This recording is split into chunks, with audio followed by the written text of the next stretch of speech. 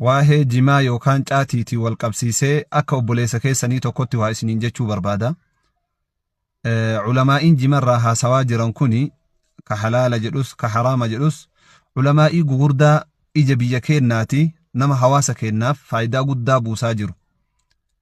Jedduu kanatti ammootu hawaasni gariin warra halaala jedhu kana wajjin tahee sheekota haraama jettu san arrabsa.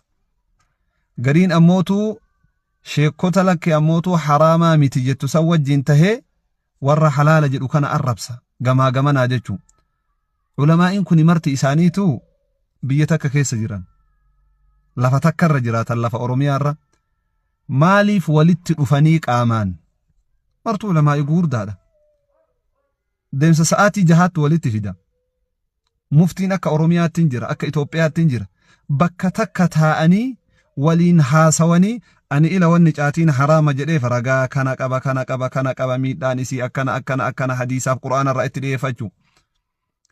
Ka ammootu lakki caatiin halaala jedhullee ila ragaan kiyya kana hawaasa keenyatu ittiin jiraata, ittiin bobba'an, ittiin baratan, ittiin qara'an kana ragaan kiyya jedhanii wal bira taa'anii haasawuun maaliif hin dandahamne? Haala kana mijjeessuun amma namatti ulfaata? Wallaahi hin ulfaatu. Guyyaa tokkotti guutuun isaanii taa'anii wal arganii waliin haasawuu danda'an.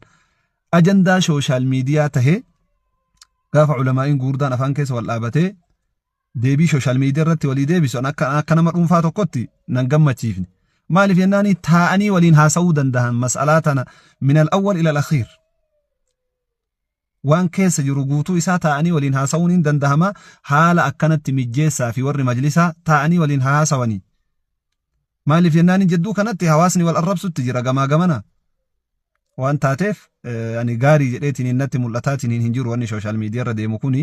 Mee namni akka yaada kiyyaa qabdan dubbii tana dhiibbaa godhaatii taa'anii waliin haasawanii. Salaamu alaikum warahmatullahi wabarakatuh. Waa'ee jimaa yoo taate jimaan abbaa argatee jira. Miskiina wallahi. Sheekh Muusaa Su'aalaa leenci dagaa qalloo namni haasawa jimarraa qabdan yoo makiinan isinii mijjaawe makiinaa teessan kaafadha. Yoo xayyaaran isinii mijjaawe xayyaara keeysan kaafadha.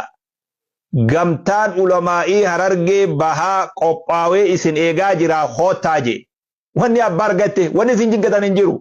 Qilleensarraa lafatti gabbuute jechuudha. Miskiina wallahi.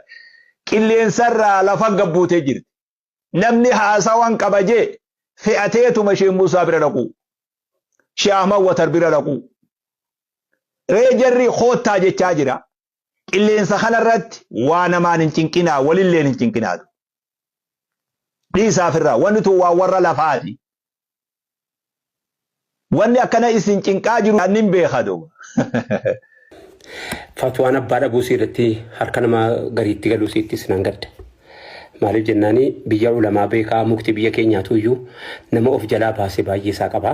Tarii isaantu biyya namoota warra fatwaa kennitu biyya bakka bu'ee kenne dhuguma yoo biyya bakka bu'anii kennanii yoo gaafiin sun dhuguma fatwaa ta'e gaafiin suni gaafii sanatti hin fakkaatu fatwaa sanatti hin fakkaatu akka haasicharraa yeroon ka'e. Masjiidni guutuu Harargee keessa jiru birrii jimaatiin ijaarame. Ulamaa qabdi, wanti beekaa qabdi, hayyuu qabdi, abba qabdi. مع ذلك كان ما وجني مو مسجد جمان كيسا جمان كيسا قودن قبني وجراته مسجد ورا مقالا كان فايوتات ملي بعديام بيا كينيا كوما تمان حسابمو جماعان إجارمه إني دي أسوراته كوني إبا تهرامي جنانو سونتاني بيا باقب دي مفتين قما حرامنيا تادو أني جتشون نمتول فاتي أتمنى حرامته إننا كواجد أجرته بتتا أجرتتا سيلا ليلا أتمنى حرام اللي متاكك سيئته حرامني حرام حلال حلال متي أسلوب نهاسا وككنا أككوت تجتني ناسفتنو يونم نفتوى قد أيسنين جد شيككو شيك فتوى قوتن أككوتي أنا كان جد جتني جباكي سنين نفستنو يجيباك باتنيس يوجالك باتنيس أككوتي أنا جهلتو أكاكوت أسلوب هاساتو أكاسي أنا أكاكوت مالي جنان نما باية بكبو أني هاسا ونكون تقو نلفاتو علماء جمّا قوتو بكبو أني علماء ولقا قوتو بكبو أني علماء بالين قبدو علماء أرقين قبدو بكبو أني هاسا ون حرام اللي هاتو مريم برباچفتو أنا كان جريتي مال جتا إذا بيتني هو هرقي أني كان جريتي مال جتا sila akkana yeroo keessa akkana jennu keessa hin jirru yeroo keessa akkana jennu moo hin qabaannan jettanu akkaataa usluba haasaa Harargee bahaa qabeen dhihatti beekaan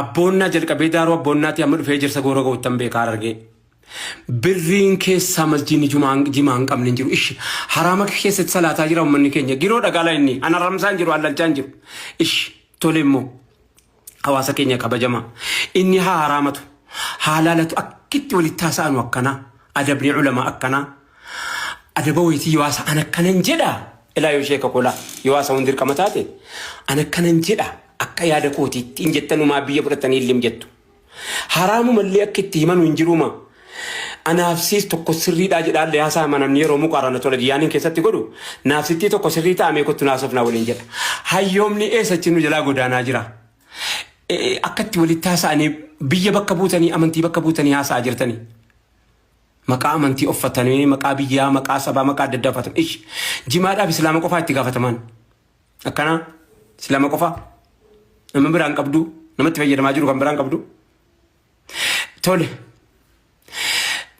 hajjii hamma yawwanaa waggaa dhibba meeqa ummanni keenya birrii jimaatiin godhee qophoonoo ajjiin isaan fashalee warra du'eeoo fuula rabbiitti gaafa wal arginuu jedhame yaasaamaa jira miti bareeddoodha maal qaba yoo akka ishee Muusaa sanatti an akkanatti hin jedha yoo jedhame maal ta'a maal qaba adabaan jechuu kooti qusataa harama keessa suutaan agaluu namni yoo harama jettan yoo halaala jettanis immoo bayaana keessan filadhaa yoo halaala jettanis bayaana keessan walitti bu'ee ulamaan keenya bakka tokko taa'ee wajjinii wal mari'atee ati kooti jedhee haasa'uun eessatti nu jalaa godaane eessa nu jalaa dhaqe maal qaba yoo inni bahaa isa innos bilbila walii qaba yeroo teknooloojiiti shee Muusaatti bilbiltee isaanoo bilbila nama jalaa kaasu an akkanan jedhe akka kootti isinoo maal jettan yoo jedhe ulamaa waliin haasa'e rakkoo qaba harrak ishee taayimiin keessa haasa'anu yerimmoon hin ilaalamu yeroon taayimii bareedduudha akkanatti walii gallaa kottaa jedhamee baajetni magaalaa Finfinneetti haasa'amee dookumenti godhamee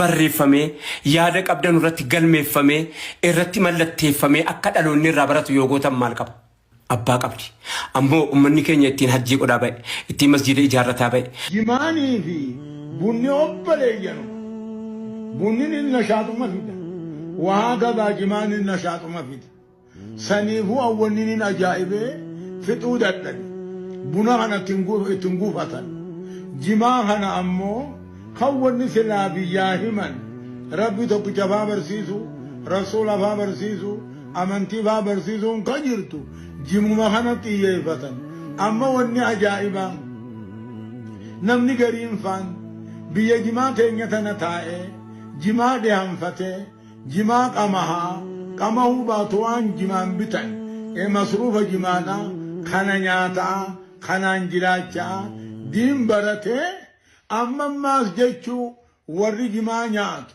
keessaahoo harariin warri harargee baaseenaa idduu jannatan barbaadan jannata haajaan qaban akhiraa haajaan qaban jechuun waan nama qaanfachiisu